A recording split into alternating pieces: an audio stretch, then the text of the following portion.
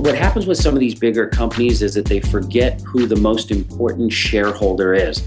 These companies that are publicly traded or have investors and all that stuff, they look at it and they go, we have to please our shareholder. This is a person who has bought a piece of paper for a certain amount of money and invested in that company. And their whole thing is like, make my paper more valuable, okay?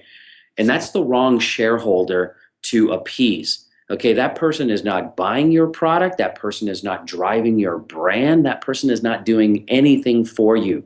Okay, that person is playing with your brand. That's it. Most important shareholder is the person that takes his hard-earned cash, walks into a store, seeks out your product, and buys it. That is the most important shareholder out there. And all these companies that are publicly traded lose that way. They play to the wrong shareholder.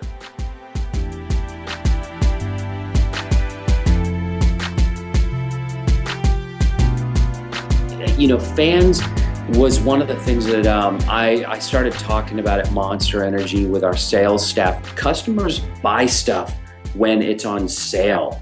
Fans live for your brand. They evangelize for your brand. And it's like, you know, when some kid wants to put a tattoo of your logo on his body permanently, that is serious business right there.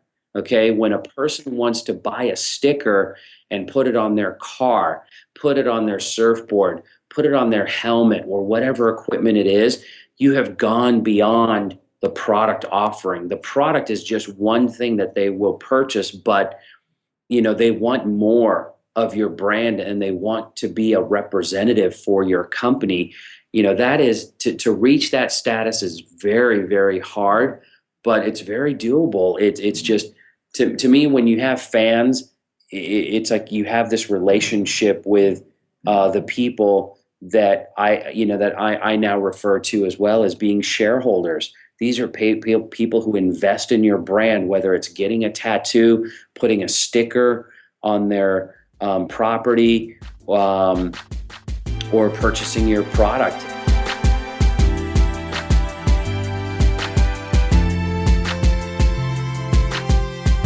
It's a storytelling, you know. It's like, you know, storytelling is important in this day and age of building a brand. What does your brand stand for? What are its values, and who is there? And is it real, or is it a bunch of, you know, corporate suit and ties that, you know, that are on a board of directors that are funded by this corporate company or something like that? You know, if you look at a lot of companies, you know, you can go to their website and you can tell that there's no personality behind them. They're just trying to sell something to you. But when you break those walls down and you open yourself up, you know, and become more personable with with people that want to engage with you, I think there's something to be told there. There's vulnerability, there's risks involved, but if you're true, you're honest, and you're transparent with your story, hey, people will respect that, and they will support that, and that's what we're doing with our brand right now. Is that we're telling our story, and athletes are coming to us saying that I like your story, I like your brand values, and you guys are the real deal, and I want to associate with that. I want to be a part of that. And I think sometimes with larger companies, they look at it and go, okay, well, if we have, you know, if we endorse or we have Kim Kardashian as a spokesperson, how many widgets will she sell for us? You know, you're associating with her values and her story and her history and her legacy and her controversies. You may, you know, appeal to her fans, but you may also alienate other people who say, I will never support that company because I don't like Kim Kardashian or her values or what she stands for. And now that's what that company stands for.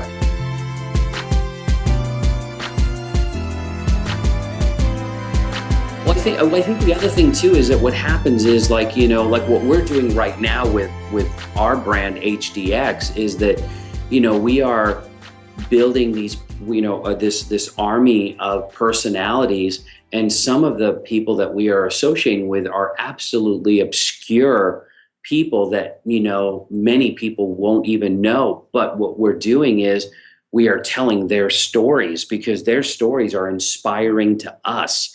And if they're inspiring to us, we want to inspire other people to hear their stories as well. So we just picked up this young athlete. His name's Ryan Maloney. Ryan is 14 years old. He's a type 1 diabetic. And this kid is just so passionate about being an advocate for diabetes, but he's doing it through sport. He is, showing that, he's not letting this hold him back, but he can thrive with this disease.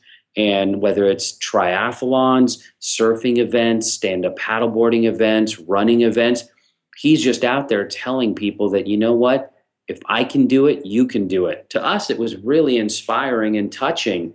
And, for us, we want to amplify his story to people, that these are the type of people that we associate with. And if you like their story, we think you'll like our brand and our product and our values.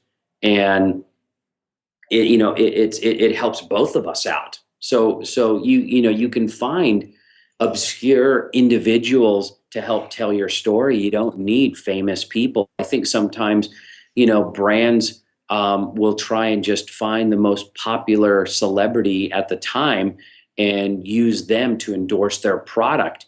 And that's it. And that's one of the things that helped Monster and even Red Bull out as well. They took somewhat obscure athletes. They were well known in the action sports world, but not known to the rest of the world. And they elevated their stories and put them on this larger than life stage and promoted these athletes and their achievements to the rest of the world. They helped these athletes to tell their stories, and those stories attracted listeners.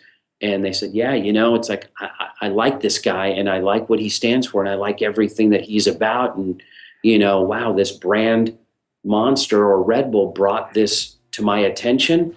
If they did that, then wow, it's like, I wonder what else they're into. And then they come to their website and they see all these other cool things that these brands do, and they just get sucked into it.